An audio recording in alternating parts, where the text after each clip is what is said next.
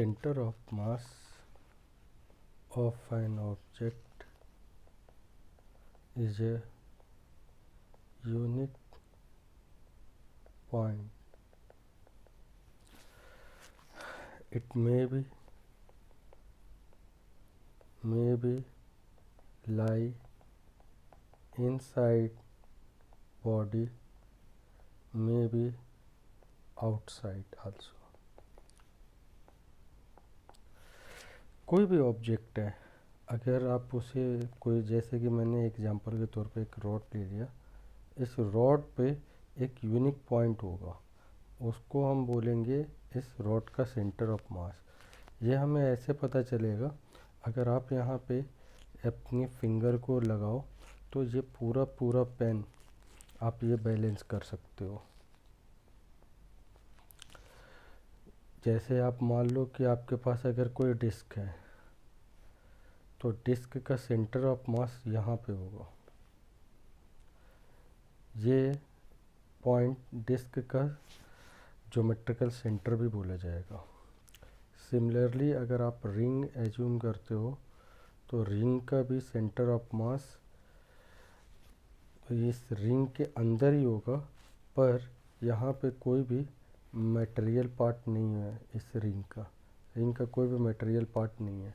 अगर आप यहाँ पे एक काम कर सकते हैं कि एक मासलेस रॉड लगा दें, मासलेस रॉड लगा दें, तो आप देखेंगे इस पॉइंट पर अगर आप फिंगर रखेंगे तो ये बैलेंस हो जाएगा। यहाँ पे इस पॉइंट से इसको बैलेंस किया जा सकता है, तो ये इसका सेंटर ऑफ मास हो जाता है। और मैंने जैसा कि बताया कि ये बॉडी के अंदर भी हो सकता है, जैसे डिस्क में है और रॉड में है। ठीक है, यहाँ पे फिंगर लगाएंगे तुरंत बैलेंस हो जाएगा। यहाँ पे फिंगर आप लगाएंगे ये डिस्क बैलेंस हो जाएगा। यहाँ पे आप मासलेस रॉड लगा करके आप फिंगर लगाएंगे तो ये बैलेंस हो जाएगा। तो ये केस क्या है, आउटसाइड द बॉडी, और ये दोनों केस क्या है, इनसाइड द बॉडी। हम आपको कुछ और भी शेप दिखाते हैं। जैसे मान लीजिए आपके पास में कोई एल शेप की बॉडी है। अगर एल शेप की बॉडी है, मास एम एल, इसके बारे में तो हम खैर बाद में बात करेंगे, है ना। तो और अगर आप इसके किसी एक कॉर्नर से पकड़ करके इसको रखेंगे, है ना, किसी भी एक कॉर्नर से, मान लीजिए यहाँ पे पकड़ करके आप इसको थ्रेड कर दीजिए सीलिंग से, तो क्या ये इसी तरीके से रहेगा? आप देखेंगे ये कुछ इस तरीके से हो जाएगा, ये कुछ इस तरीके से। इसका रीज़न क्या है मैं आपको बताता हूँ। जब कोई भी ऑब्जेक्ट है, अगर आप उसको फ्रीली हैंग करते हो तो वो ऐसे अपने आप को ओरिएंट करेगा कि उसका centre of mass suspension point के ठीक नीचे आए, या यूँ कह लीजिए इस लाइन को हम ग्रेविटी लाइन बोल सकते हैं टेक्निकली।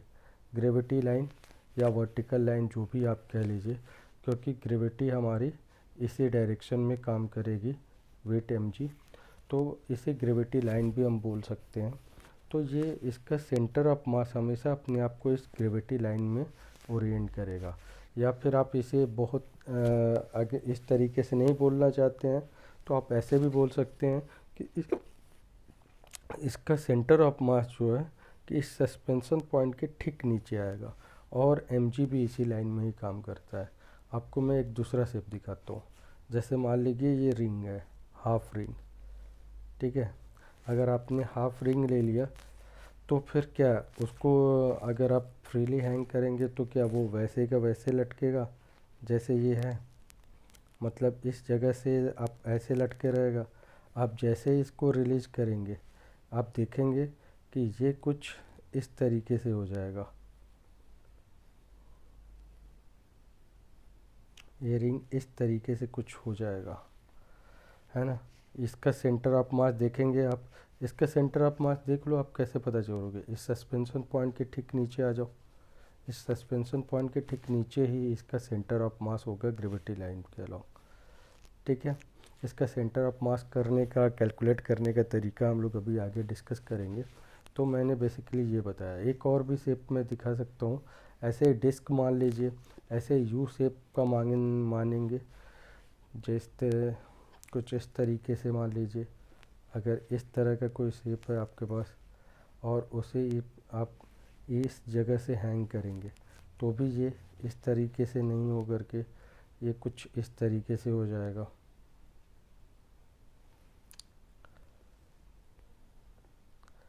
ये कुछ इस तरीके से हो जाएगा। इसलिए क्या चाहेगा कि इसका centre of mass gravity line पर आए, बिल्कुल सस्पेंशन पॉइंट के ठीक नीचे रहेगा। इसके सेंटर ऑफ मास के कैलकुलेट करने के लिए हम लोग आगे पढ़ेंगे। अब हम डिस्कस कर लेते हैं कि सेंटर ऑफ मास को कैलकुलेट कैसे करते हैं। सेंटर ऑफ मास के बारे में कुछ और चीज़ें भी आप जान लीजिए कि सेंटर ऑफ मास हमेशा बॉडी के centre of mass always lie on the line of symmetry of the body. Line body के सिमेट्रिकल लाइन पर ही लाई करेगा ऑफ द बॉडी। जैसे आप मान लीजिए कोई भी स्फीयर आपने लिया, ठीक है, इसमें क्या कर दी, इस तरह की कोई कैविटी कर दी, तो सेंटर ऑफ मास कहाँ लाई करेगा? यहाँ पे देखो, ये वाई है और ये एक्स है, तो ये हमेशा एक्स एक्सिस पे ही लाई करेगा, वाई पे नहीं जाएगा। क्यों ऐसा होगा? क्योंकि ये जो है स्फीयर या कैविटी डिस्क जो भी आप बोल लें, एक पर्टिकुलर शेप का नाम दे दिया मैंने। आप मान लीजिए डिस्क अगर मान लें, अगर इसके अबाउट आप फोल्ड करेंगे, इसके अबाउट ये सिमेट्रिक है, ये इसकी लाइन ऑफ सिमेट्रिक हो जाएगी, सिमेट्री। आप देखिए, अगर आप किसी और शेप को देखना चाहते हैं तो मान लीजिए जैसे आपने ले लिया हाफ रिंग लेंगे, तो अब देखिए ये हाफ रिंग एक्स और वाई किसके अबाउट सिमेट्रिक है? सिमेट्री का मतलब होता है, लाइन ऑफ सिमेट्री का मतलब मिरर इमेज, मतलब एक साइड जैसा दिख रहा है दूसरे साइड वैसा ही, तो ये क्या होगा? लाइन ऑफ सिमेट्री होगा। आप मान लीजिए कोई सेक्टर ले लेते हैं, जैसे आपके पास कोई इस तरह का सेक्टर दे दिया और बोल देता है कि इसकी आप लाइन ऑफ सिमेट्री बताइए, तो आप क्या करेंगे? यहाँ से बाई सेक्टर आप यहाँ पे ड्रॉ करेंगे, ये इसकी लाइन ऑफ सिमेट्री है। लाइन ऑफ सिमेट्री बहुत इंपॉर्टेंट हो जाती है कैलकुलेशन में, क्योंकि वो हमारी कैलकुलेशन स्टेप को काफ़ी बचा देती है ना।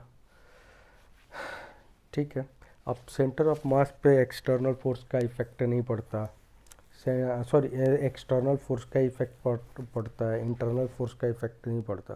ये सारी चीज़ें हम आगे जा कर के देखेंगे, है ना। तो centre of mass of an object is, object in sense यहाँ पे जब हम बात कर रहे हैं तो सिस्टम की बात कर रहे हैं आप। एक्सटेंडेड बॉडी, ऑब्जेक्ट हमारी एक्सटेंडेड बॉडी है या सिस्टम ऑफ पार्टिकल आप बोल लीजिए। तो centre of mass of an object, centre of mass of an object is doesn't